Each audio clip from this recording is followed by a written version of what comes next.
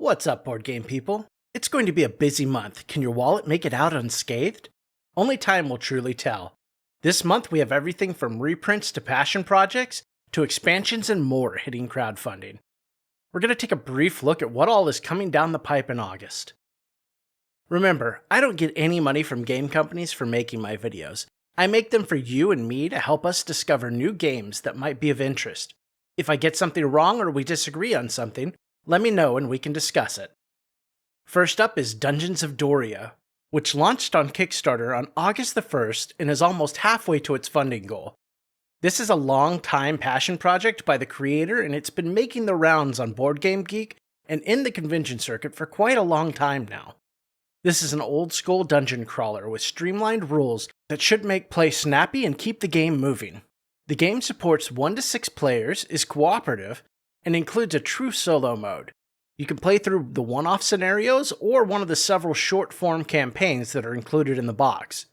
The map is semi-randomly generated as it is explored, which will add to the replayability, and the difficulty supposedly adjusts to the player count organically. If you're in the mood for an old-school crawler, this might be one to look at. Next up is Foundations of Rome, the reprint and expansion which is launched on Kickstarter on August 3rd. Described often as a gateway game, this is one of the more overproduced and expensive light games on the market. At its heart, it's a draw-and-place game that will have you building a unique city on a shared map and scoring points for the placement of your buildings. The reprint includes everything from the original campaign, including stretch goals and the solo expansion Gardens of Ceres. They've also included a new expansion in this print run called the Roads of Fortune that will have you competing for control of the borders in order to gain powerful new abilities. This game comes in a monster-sized box that holds everything, but it's the size of a calyx cube, so make sure you have some space for this beast if you're thinking of backing. On August 9th, we'll see Kinfire Chronicles Night's Fall coming to Kickstarter. In the midst of a war and political upheaval, the Starless Knights have returned to the world of Aetios. A mystical force known as the Darkness transforms anything it touches, sweeping away or distorting everything in its path. The great elven fortress of Dinlux stands, protected by the magical glow of its Kinfire lighthouse. It's become the last refuge, while the fate of the rest of the world is unknown. Within its walls, the city is now a tapestry of peoples. The city's last hope are the Seekers, a group of elite fighters and magic users trained to combat the Starless Knights and battle with the strange creatures left in their wake.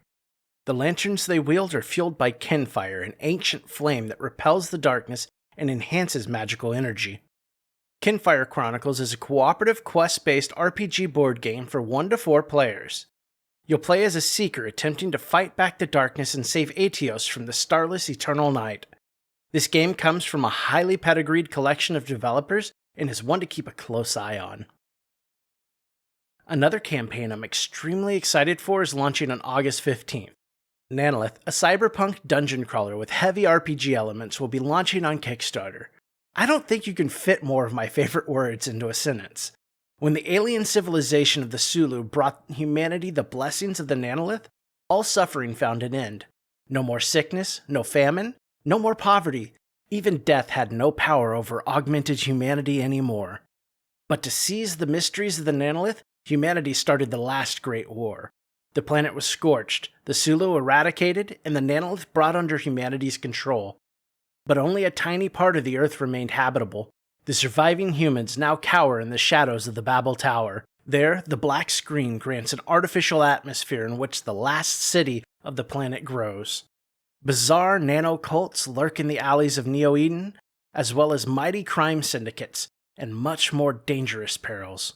Nanolith is basically a cyberpunk novel where you and your party will play the protagonist, and your actions and decisions will seal the fate and destiny of Neo-Eden. Suffice it to say, Nanolith is at the top of my list for this month. Just recently, the advertising for Sea of Legends, Vengeance of Empires has added a Coming in August tag, so I can only assume we'll be seeing it launch sometime this month.